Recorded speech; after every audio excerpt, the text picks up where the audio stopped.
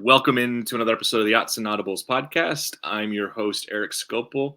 No Matt Preem today, but once again, we've upgraded by bringing on Sun Devil Source's Chris Karpman to discuss Saturday's game in Tempe, 1 p.m. Pacific time on Fox. Chris, how are we doing? Yeah, we'll keep that between us about Matt, but I'm doing great. Things have been busy around here, but busy is good. Yeah, let's start with the busyness. New leadership at Arizona State in the future, headed that direction with Ray Anderson. Thought we'd start there. Obviously, we're going to talk football in this week's game, but what kind of candidates are they looking for, and why did this make sense for Arizona State? Look, I think Ray Anderson's tenure was beyond its last legs. That thing had been ground down to the nubs, and the reality is that he didn't connect with boosters. It was a massive problem to fundraise. The development part of it was just not nearly where it needed to be. And there were chants at the Rose Bowl after ASU beat UCLA, and it should have been an amazing moment of fans, dozens of fans, maybe 100. Ray, you suck. Ray, you suck. Ray, you suck. And he was there like 100 feet away from this, hearing it as he's congratulating people. I don't know if that was the straw that broke the camel's back, but the truth is that they needed an infusion of new energy. They needed money to start flowing in, both directly and with their NIL. And Ray was the largest impediment that there was, which sounds crazy, to their ability to be successful moving forward. I think he came to understand that. It's kind of wild. We were talking about this right before we jumped on. This is both the first podcast we've done with you on a video, which is interesting because I know we've done a couple of these before, but that's because we didn't start doing video podcasts until 2021, or maybe it was 2020. And the last time Oregon played Arizona State, it was 2019. And I know Duck fans who are listening probably don't want to think about that game. They don't want to think about the potential similarities between this upcoming weekend's game, but and then also the other part is that this is going to be the last time Oregon and Arizona State play, potentially for a very, very long time. Just general thoughts about kind of the uniqueness of this one, where there's this big gap here, and then there's one send-off game, and who knows, maybe they'll meet in non-con. But Pac-12 is coming to a close here, and this means the end of this kind of pseudo rivalry. Kind of feels like we're on the last legs of a world tour. That's the last one.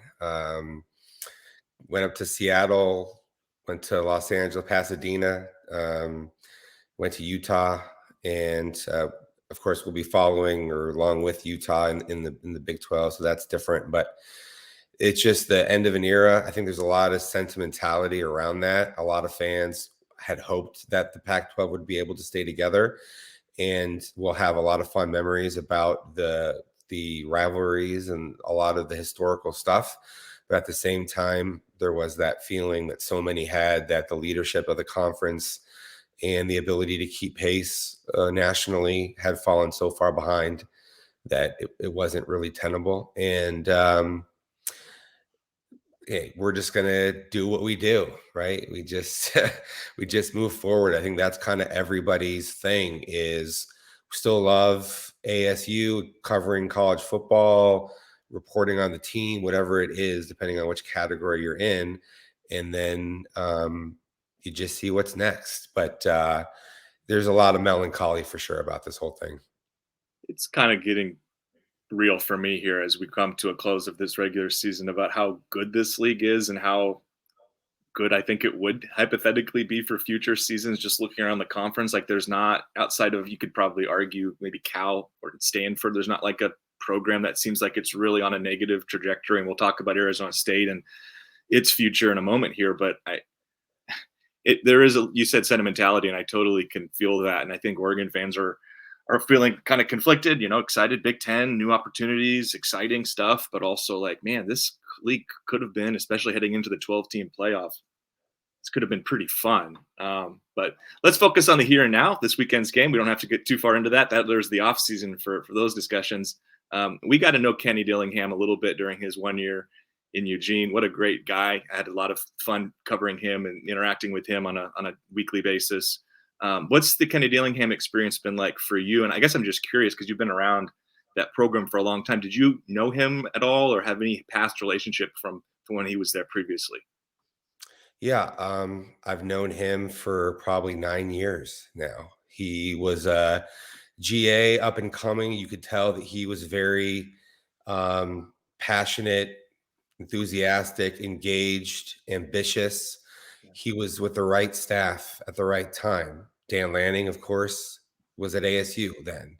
Mike Norvell, Chip Long, Chris Ball went on to be a head coach at Northern Arizona, and others on the staff who have really kind of flown up through the ranks. Memphis's head coach.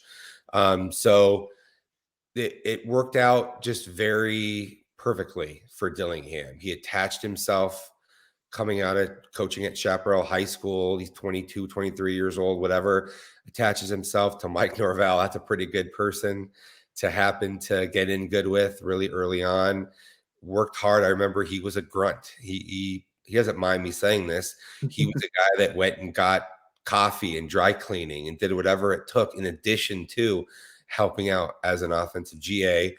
And I'm covering the team and he's trying to get to know the people covering the team. And that I think he realizes that has a chance to reflect positively on him and stories and things of that nature. And he is funny because we stayed in touch, not all the time, but we would, every once in a while hit each other up.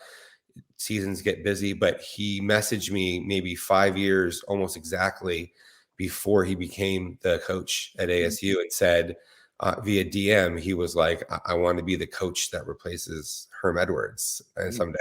And I said to myself, yeah, sure, buddy. That's yeah, you're like 28 right now. Like that's not gonna happen. And then, I knew that when the Herm Edwards thing kind of went down, there was a chance that Michael Crow, ASU's president, and Ray Anderson might look for a different type of a candidate and somebody who had better connections to the Valley and was a graduate at ASU and booster relationships, and somebody who was young and had the ability to connect with players at a better level and understand the rapidly changing landscape, NIL, all these things, right? And I was like, maybe he does have a chance. And then it became pretty clear that he was a very strong candidate. And I've been fortunate because we did have this good relationship that continues, and that's also carried over to his staff. And so covering this team, especially because it's very different than at Oregon or most places, the access is incredible in terms of we get to watch in the entirety of practice during the season, which that's not common anywhere, right? No. And the thing is that there's certain things that we're not allowed to report whatsoever. But then one of the positives about this, Erik, is that it eliminates the conspiracy theory stuff where fans and people, they start getting these impressions about, so and so would be way better if he were the starting quarterback or whatever. And then you're sitting there and you're like, actually, we're watching every day and that's not the case. And so you knock down a lot of things. Sometimes it's hard. There's a lot of things that you wish you could report that you can't report based upon the rules. But the policy has been so good because it allows for us to have a better understanding about ASU football and what's really actually going on than we otherwise would. And this, again, all schools are different. I'm not knocking Dan Lanning, who I like a lot, and his approach. I think that ASU is at a certain place right now where it needs, as much as it can, engagement with fans. That requires a conduit via the media to the audience in order to make them feel inspired or passionate by what's kind of happening. That doesn't need to happen really as much when you're a blue blood, quote unquote, or you're competing for championships every year. So this is something that very specifically, I think, benefited Kenny Dillingham, ASU, and then us covering the team right now. But it's a pretty sweet situation to be in. Envious Certainly envious. Also understanding of the dynamics that are different, as you pointed out. That's not lost on me either. But watching a full football practice, watching 11 on 11 in practice, don't get me started, Chris. The listeners know our feelings on it. We haven't been too quiet about it, but we know it's not changing. Um, this has been, I mean, just kind of talking about this season for Kenny, dealt sort of a tough hand with a self-imposed postseason ban right as the season was about to get underway. We'll get through some of the injuries, which have been kind of continuous and never-ending, it seems like. But how has he made this season meaningful? How has he continued to kind of push the buttons? Because you look up and you go, they've won 3 games, and 2 of them are the last couple of times out here. Again, with a sort of depleted roster. The Pac-12 is a gauntlet. You know this. Every week you're getting a really good opponent, just about, outside of maybe 2 or 3 teams. And the reality is that ASU had fallen so far behind due to the NCAA investigation crushing recruiting and swallowing up the prior staff and even the administration now like a black hole, that when Dillingham was hired, he had to go out and build a mostly new roster and do it in a matter of weeks or months or whatever. They added 50 new scholarship players, 30 Division I transfers. The prior record was 14 at ASU. Then you have to install all new schemes. They weren't going to have a returning anchor quarterback that they could be sure that they'd be able to rely upon. And that's really difficult. And so the reality of this season through that lens is they weren't going to be a 9-win, 10-win team. I think everything would have had to have gone perfectly for them to have been like a 7-win team. And the truth is, as you said, we'll talk about the injuries and whatnot, but it didn't go close to what even would have been good, much less perfectly. And they've been very competitive, though. This is the thing that I don't know that people really understand outside of Tempe, because you're not really studying it that well or whatever. But they were very competitive on the road at Washington. Maybe even should have won that game. They battled against good teams and have been within 1 score like 3 of their losses or something like that. And the thing, though, that he's tried to impress upon them that I think is starting to take hold is there needs to be a greater sense of urgency about everything that you're doing, not just when you're playing a football game on Saturdays. And then also part of that is to be a lot more willingly physical in everything that you're doing. They use Utah as the example, sort of like the gold standard of the conference from a physicality and attention to detail standpoint. And that's been developed for so many years with Kyle Whittingham and his staff. And that was missing at ASU in the first half of the season, especially on offense. They were kind of soft, really. And they've started to capture this understanding of how hard that it actually is to be good and what are the key ingredients in that.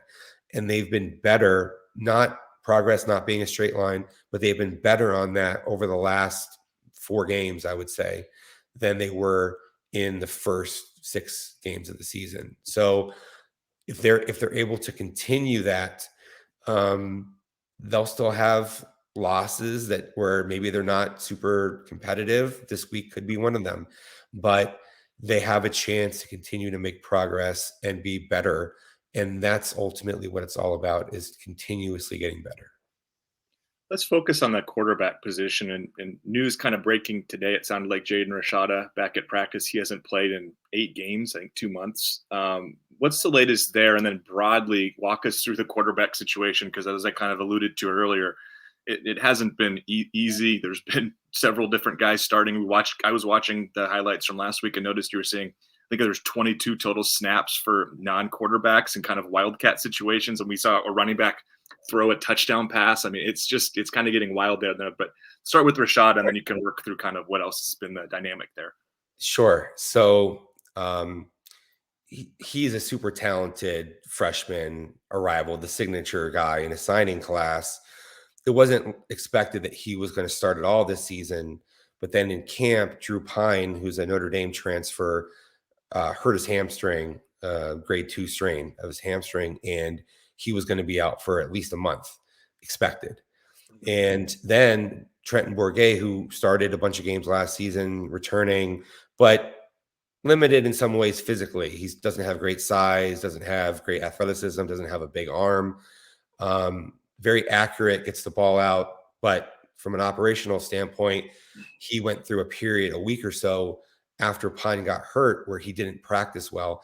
And Rashada is so tantalizing with his talent that the coaches pretty clearly were like, okay, don't know if he's like consistently going to be better right now, but we think that for this team and who we are, he gives us a better chance. And also, of course, you're thinking about the future. Sure. And although, they're not saying that exactly, but that's, I'm sure, has to be at least somewhat of the calculus. And he goes out and, like you kind of would expect, he connects on some big plays and also makes some mistakes. And he's a freshman and all this. But then he aggravated an old high school injury against Oklahoma State. That eventually required a surgical procedure. And he didn't practice for about 7 or 8 weeks, maybe six weeks, maybe, before he started to do some things. And I'm factoring in the bye week there. And then this week, for the first time, he's in 11-ons and he's starting to ramp up and look better. He's not going to start. Pretty confident that he won't start against Oregon. Okay. I'm not going to rule out the possibility that he might play. I think that's possible at this point. Don't know for sure. But the Bourguet and Pine, they each have started. They each have been hurt. Pine got hurt again. They had a terrible game against Fresno State where they got shut out 29-0 or something. ASU had 8 turnovers. It just went completely off the rails to an insane degree that I've never seen with their 4th-string quarterback out there, Jacob Conover, who had to also play again at Utah because Bourguet has been hurt off and on with an ankle that's kind of been getting re-aggravated since that game, the Fresno State game. And so that's part of what's been a major factor with their quarterback position, is they haven't really had stability there from somebody who's been healthy throughout. And what they've done offensively is, because of this and their offensive line injuries, which have been really crippling, they've missed 40 something games with scholarship linemen. Wow. And almost all of those games that have been missed with the scholarship linemen have been their best 4 or 5 linemen, and then a few games like their 6, 7, 8 guys. And so how are you going to be successful when you need to rebuild your roster and then you don't have nearly as much talent and or depth in your O-line as you would after a few years, probably, right? And then you don't have some of these games that haven't had 3 or 4 of their top 5 or 6 guys. And then they haven't had backups some of these games. So what they did was, you guys are obviously very versed in Dillingham's offense. They changed what they were doing quite drastically, starting with Washington for sure. Washington State is kind of when they started to have some success with it. They got into these cut splits, exit motions. They ran a lot of speed sweep, toss opposite, the speed sweep, Bourguet under center, play action, try to get something down the seam where you could get some slips, run Jalen Conyers or another tight end on a block release or a exit motion where he looks like he's going to be blocking for a screen. No, he's not. Now he's running down the field. These are things that I think the NFL is really in love with right now. The Miami Dolphins, the 49ers, the Rams, the Chiefs. Football goes through different phases and cycles and these things. Rashad Samples, who's ASU's wide receivers coach, he was with the Rams last season. He's very versed in Sean McVay and what they do. And I think that they were able to, jury-rig some things together that tried to give them a chance to run the ball better, because they were running the ball really poorly without this O-line. And by bringing more receiver and tight end bodies into the box, you then had the ability to capture the edge a little bit better, get some numbers ahead of some of these speed sweeps and things of that nature, and then try to run some play actions off of that in RPOs. And it looked decent against Washington, but they did really poorly once they got on the verge of scoring territory. They sort of just flamed out. But then Washington State, they had a good game. UCLA, even though they didn't really move the football well, they made an additional evolution because Chip Kelly and their staff is so good and their D line is so great that they're like, okay, we can't have this D line lining up again opposite us and just play normal football. We're going to get killed. The rest of our linemen are going to be out. Our quarterback is probably going to get hurt. So they did the swinging gate thing where they put these 4 linemen all the way on the far side with 1 receiver. So they had the threat of the bubble screens over there, but then they got 2-on-2s generated on either side of the center and then also on the other side of the field. And it so frustrated UCLA because they didn't have any time to pass rush and they weren't aligned where they normally would be, that they were starting to commit dumb penalties. Like they had a personal foul on a 4th down that was crucial in the game, and they had pass interference penalties and things of that nature. And that, coupled with a really great defensive performance where ASU stopped UCLA twice inside the short red area on 4th downs to turn the ball over, and another time, so 3 4th down stops, no 4th down conversions, no ability to pass the ball with UCLA's 3rd string quarterback, and a very limited run game. UCLA had 300 yards of total offense in the game, and only 7 points. And one of the more remarkable wins that I've seen in terms of what coaching directly produced from a team that is not as good as the opponent on the road.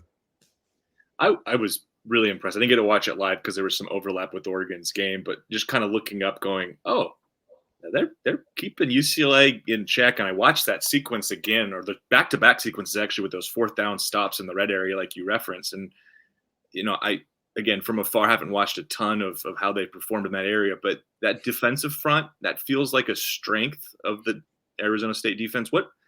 I'm familiar with BJ Green. Is Prince Dorba, is he available? I know he's been dealing with a couple of things. Like, what's made them so good? Yeah. Brian Ward's done a really great job. They play fast and loose, and they're aggressive. He talks about wanting to stop the run on the way to the quarterback. They've done that for the most part. Deshaun Mallory has been a star player, transfer from Michigan State, D tackle. I think he's like maybe their MVP overall. Trey Brown is a linebacker who arrived with Ward and linebackers coach AJ Cooper from Washington State. He's done a very good job. BJ Green, you can move him inside, outside. He's improved as a run stopping player, always been a good pass rusher. They have Prince Dorba from Texas, was among the Pac-12 leaders in sacks, and Clayton Smith from Oklahoma, who's done a very good job. Dorba had an elbow injury.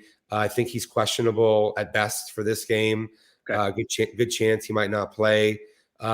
Really, Clayton Smith, though, was starting ahead of him at the outset of the season before he got hurt, and he's starting to look better now. So I think he might have been the best sort of quick twitch pass rusher like that they had as far as the speed guy. Dorba maybe a little bit more dynamic in terms of the variety of his pass rush moves. But I really feel like whoever's out there, they have a very good approach, and they play with their hair on fire, and it translates. When they get opportunities, they tend to get pressures and even sacks. It hasn't really led to a lot of turnovers. That's sort of the weirdest thing about this team is ASU was last nationally in turnover margin and turnovers generated at the midpoint of the season. And it was so uncharacteristic because they had 1 turnover generated in 6 games, but in Brian Ward's previous 8 seasons as a coordinator, they had averaged 1.7 per game. So they were so far outside of the expectation. So it was crazy. And they've started to progress to the mean in recent weeks, to where at least it's not some absurdity of a thing. But you almost kind of feel like ASU still do, in some respects, to win turnover margin games because of kind of the weirdness that was part of that earlier on in the season. But you're right, Erik, 100%. That is the strength of ASU's defense and probably even its entire team. Got a couple more for you, and then we'll let you go and enjoy the rest of your afternoon here. I've watched Kenny's press conference from Monday. I think some of our listeners have too, but I'm curious on what can you summarize what he said about this game? There's so much familiarity here, obviously, from his time at Oregon and even preceding his time in Oregon, his time with Dan at several stops, his time with Bo Nix at Auburn. I mean, this is probably, there certainly isn't a team in the country that he probably has more familiarity with or more overlap with. What has he said about that, and kind of, you hear coaches talk about kind of blocking out some of that stuff. Is he somebody who's embracing it? What's kind of been his message on that front? Yeah. So I mentioned the sentimentality part earlier. He's not like that at all. He's like, everybody asks him, are you going to stop and look around and take in the air a little bit more in their last possible trip to the Rose Bowl for a long time, or maybe ever? And he's like, no.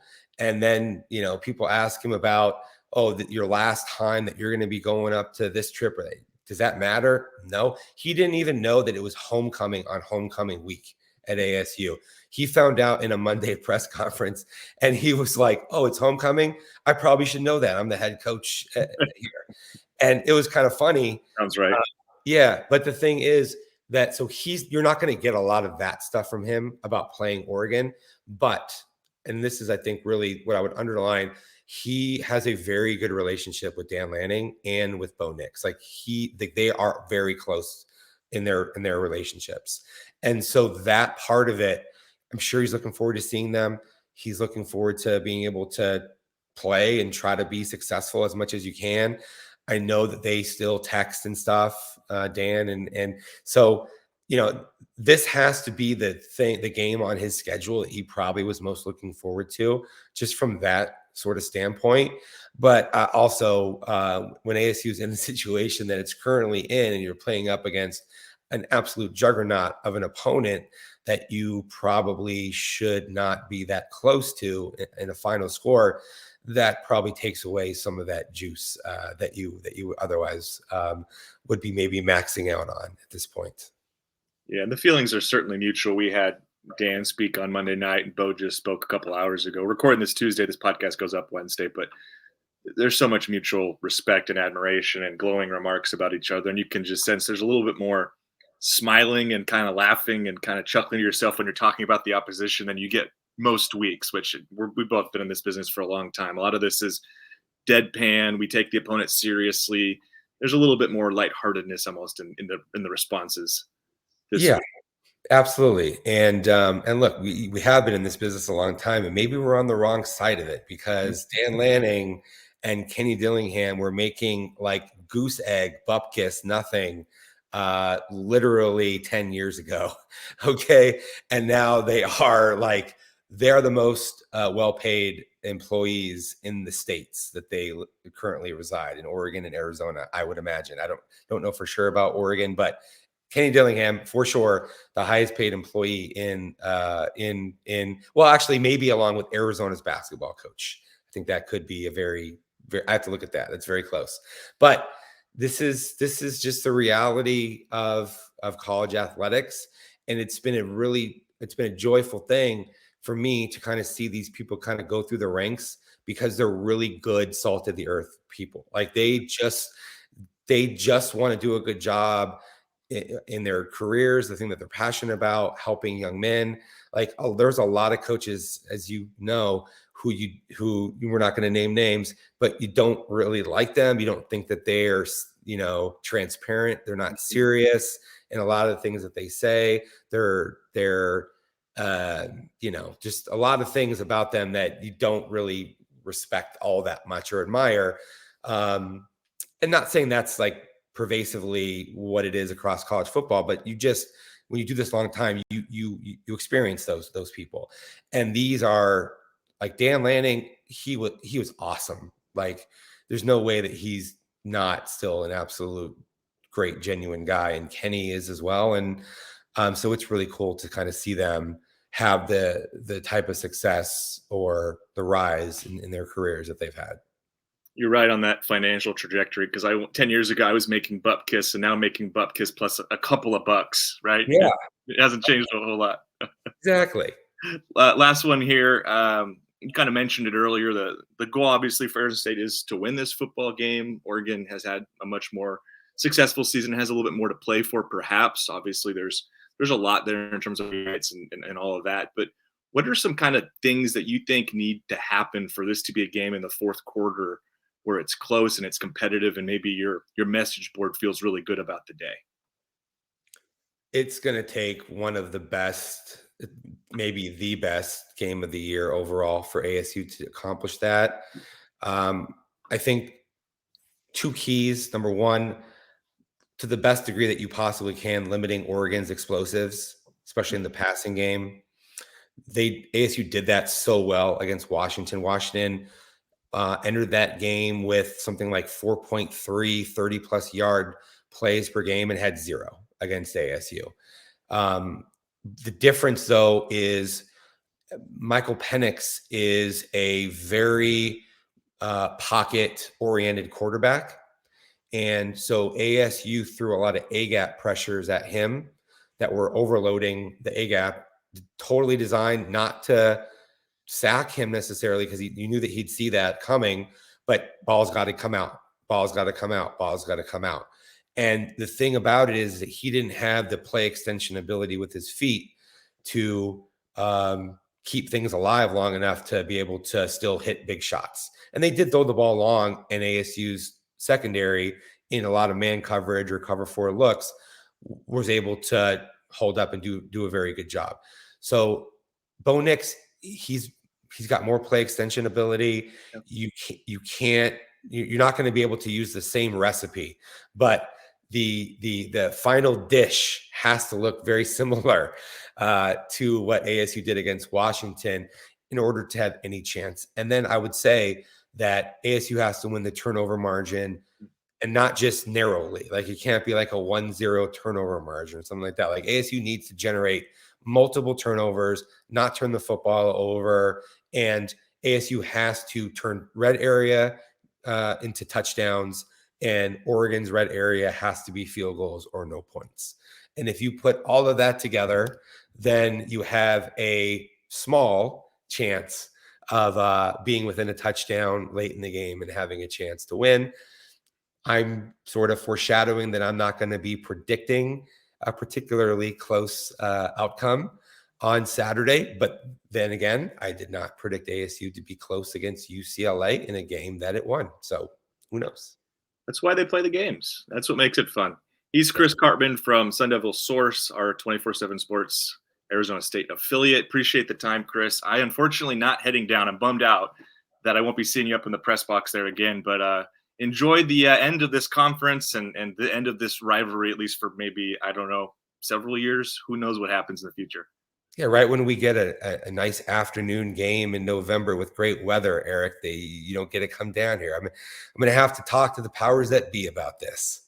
Yeah, please do. Let them know. Let them hear it. All right. Thanks, Chris. Appreciate it. Have a good night. Thank you.